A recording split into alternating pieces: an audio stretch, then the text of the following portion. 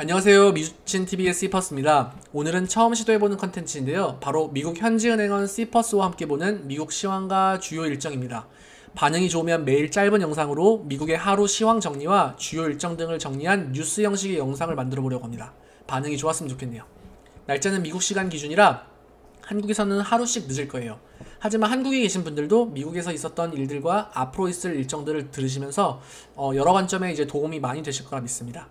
짧지만 중요한 내용들을 많이 다루었으니 출퇴근 시간이나 점심시간에 재미삼아 들으시면 좋을 것 같다라는 의미에서 이 컨텐츠를 제작해보았는데요.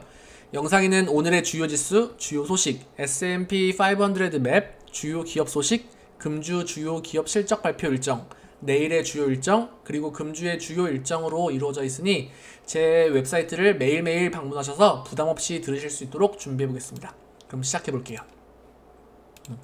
미국 시간 6월 21일 기준 주요 지수는 다음과 같습니다. S&P 500는 1.4% 상승한 4,224포인트를 기록했고 다우지수 또한 1.76%로 급등하여 33,876포인트를 기록했습니다.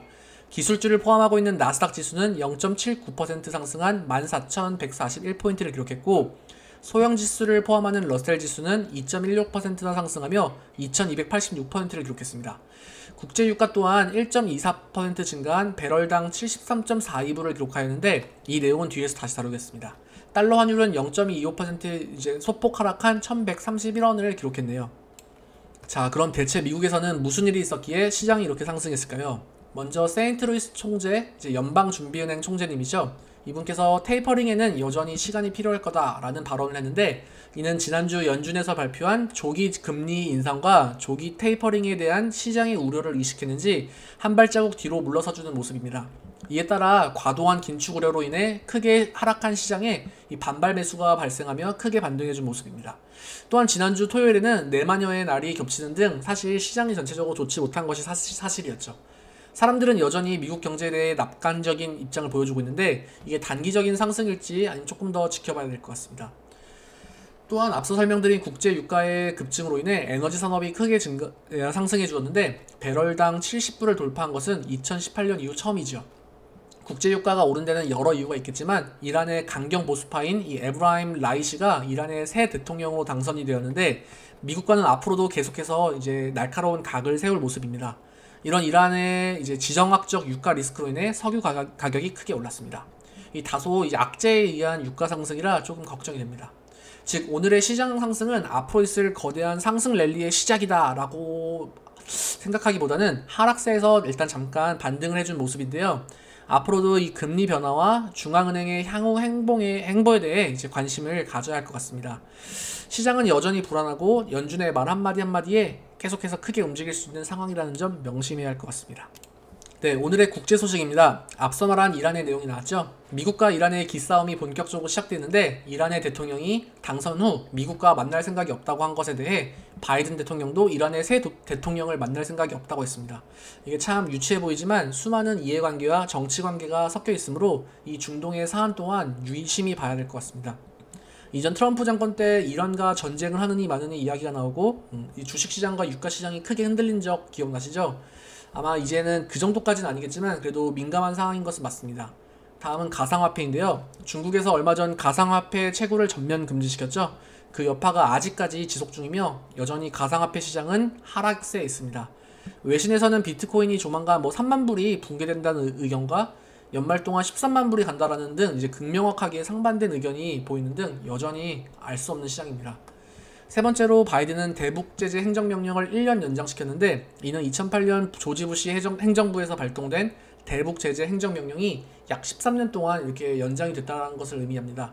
이에 따라 북한은 굉장히 민감하고 격한 반응을 보여주고 있죠.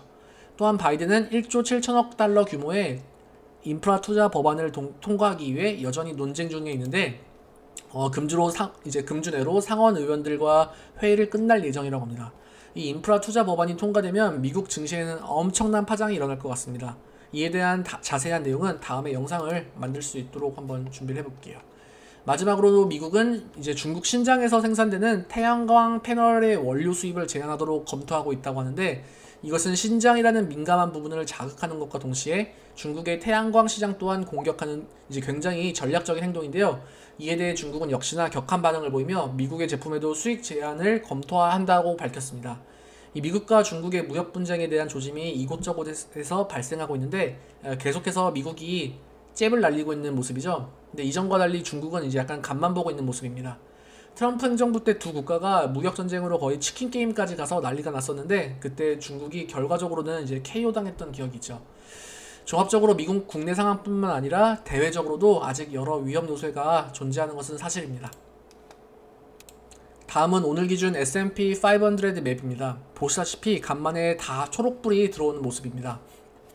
근데 이렇게 기본적으로 마이크로소프트, 애플, 구글과 같은 기술주들이 이제 상승해 주었고 금융주와 에너지주 그리고 산업주들이 큰 폭으로 상승해 주는 모습입니다. 앞서 설명드렸듯 종합적으로 이 S&P 500는 이날 1.4% 큰 폭으로 상승해 주었네요. 다 올랐는데 이렇게 아마존과 그래픽 카드 제조 이렇게 반도체 업체들만 좀 떨어진 모습이죠. 그 이유는 뒷장에서 언급하도록 하겠습니다. 자, 오늘의 주요 기업 소식입니다. 애플은 9월 8일 신형 아이폰 이제 공개 소식과 함께 이렇게 1.41% 상승해 주었고 마이크로소프트도 24일 차세대 윈도우를 공개를 예정하며 1.23% 상승해 주었습니다. 물론 시장이 좋았던 것도 있고요. 아마존은 오늘부터 내일까지 아마존 프라임 데이를 시작하는데 총 이제 200만 개가 되는 제품을 크게 할인하는 아마존의 제일 큰 행사 중 하나입니다. 작년에는 이틀간 14억 불의 매출을 기록하였죠. 그런데 그 전까지는 이제 기대감으로 주가가 오르다가 막상 행사가 시작하니 이제 차액 실현 등의 목적으로 살짝 빠지는 모습입니다. 원래 행사 전에 기대감으로 오르고 행사날 떨어지는 것은 진리인 것 같습니다. 그리고 이유 또한 갖다 붙이기 나름이고요, 그렇죠? 그리고 테슬라는 자율주행용 이제 슈퍼컴퓨터 이제 도조를 오늘 공개를 했는데요. 정말 테슬라는 자율주행에 정말 엄청난 투자를 하는 모습입니다. 테슬라 주주님들은 조금 더 이제 테슬라의 빅피처를 보고 기다려야 할 것 같아요. 어차피 테슬라는 하루 이틀 보고 투자하는 것이 아니잖아요, 그렇죠? PDR 기억하셔야 됩니다. PDR. 네, 나이키는 수요 증가 예상으로 투자 의견이 상승되며 1.3% 상승해 주었습니다. 엔비디아는 중국의 코인 채굴 금지가 확대되며 비디오 카드 수요가 하락 예상되며 큰 폭으로 내렸는데 이 암드 또한 엔비디아와 동일한 이유로 하락했습니다. 그동안 많이 올랐으니 간단한 조정 정도로 끝났으면 좋겠네요. 엔비디아 투자하시는 분들 많잖아요, 그렇죠? 저도 이제 좀 있는데 올랐으면 좋겠어요. 예. 다음은 금주 주요 기업 실적 발표입니다. 수요일에는 이 글로벌 시장 조사 기관인 이제 IHS 마르키트의 실적 발표가 있고 목요일에는 나이키, 페덱스, 라이데이트 그리고 레딧의 밈 주식 중 하나였던 블랙베리가 실적 발표를 앞두고 있습니다. 금요일에는 미국의 최대 중고차 거래 회사인 카맥스와 HR 아웃소싱 업무를 담당하는 페이첵스의 실적 발표가 있을 예정입니다. 다음은 내일의 주요 일정 예정입니다. 굉장히 중요하죠. 자, 지금은 사실 기업들의 실적 하나하나보다는 이런 주요 일정들에 더 큰 영향이 있으니까요. 거시적으로 보는 거죠. 먼저 미국 동부 기준 이제 오전 10시 기존 주택의 판매량이 공개됩니다. 5월달이 판매량이죠. 기존 주택 판매는 4개월 연속 하락이 예상되는데 이 5월의 예측치는 4월에 이제 585만 건보다 낮은 572만 건으로 예상하고 있습니다. 이 주택시장은 원목과 기타 건축자재 그리고 건설업과 다른 기타 산업 증시에도 큰 영향을 주는 등 중요한 지표이죠. 이 2시에는 굉장히 중요한 사람이죠. 현재 전 세계에서 가장 중요한 사람 중 한 명이라고도 평가하는데 바로 이 연준의 파월 의장입니다. 파월 의장은 이제 미국 하원에서 팬데믹 프로그램과 경제를 주제로 증언에 나설 예정인데 사실 여기에서는 다른 민감한 이야기가 나오지 않을 것으로 예상되지만 이분의 말씀 한마디 한마디 단어 하나로 인해서 시장이 요동칠 수 있으니 그래도 유심히 지켜봐야 할 것 같습니다. 4시 30분에는 미국 석유협회가 미국 내 이제 원유, 가솔린, 중간 유분 재고품 수준을 보고하는데 이는 현재 저장 중이며 사용 가능한 석유 및 관련 제품의 양이 얼마인지를 알려줍니다. 이 지표는 미국의 석유 수요에 대한 기본적 개요를 제공하는데 최근 유가가 급증에 따라 관심 있게 봐야 할 것 같습니다. 마지막으로는 금주의 주요 일정입니다. 6월 23일 수요일에는 신규 주택 판매량을 보여주는데 내일 있을 기존 주택 판매량과는 또 다른 내용을 해석할 수 있겠죠. 신규 주택이니까요. 또한 중요한 이제 미국의 1분기 경상수지 발표와 함께 원유 재고량 발표가 예정되어 있습니다. 24일 목요일에는 미국 1분기 GDP와 함께 GDP 물가지수를 발표하는 등 중요한 발표가 있고, 마찬가지로 굉장히 중요한 이 실업수당 청구 건수 또한 발표하게 됩니다. 지금 미국의 실업수당 청구 건수는 하락하다가 최근 다시 급등한 모습을 보여주는데요. 미국에서는 9월까지 정부에서 추가 실업수당 청구를 주죠. 그러니까 연방정부에서 매주 300불, 즉 한 달에 1200불의 추가 수당을 주는데, 이게 기존의 실업수당과 합쳐지면 한 달에 최대 3000불의 실업수당을 줘요. 그러니까 원화로는 300만원이 넘는 돈이죠, 매달. 사람들이 이렇게 일을 하는 돈보다 실업수당으로 받는 돈이 더 크니 일을 안 하는 거예요. 그래서 최근에 미국의 중소기업이나 서비스업은 구인난으로 심각합니다. 그러니까 어떻게든 사람을 데려오고 이제 임금도 계속해서 오르고 있고요.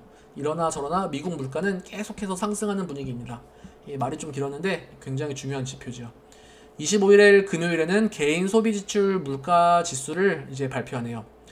굉장히 이것도 중요해요. 그렇죠? 개인 소비 지출 물가 지수는 미국에서는 미국 경제를 이제 떠받치는 중요한 지수 중 하나죠. 자, 앞으로 있을 영상에서는 여기에서 말씀드린 이런 지표들에 대한 수치와 결과 또한 간단하게라도 언급하도록 이제 설명해 보도록 하겠습니다. 오늘 준비한 영상은 여기까지인데 반응이 좀 좋았으면 좋겠습니다. 반응이 좋으면 더 힘내서 매일매일 영상을 올릴 수 있는 원동력이 될 것 같습니다. 영상이 조금이라도 도움이 되셨으면 구독과 좋아요, 그리고 격려의 댓글 꼭 부탁드릴게요. 감사합니다.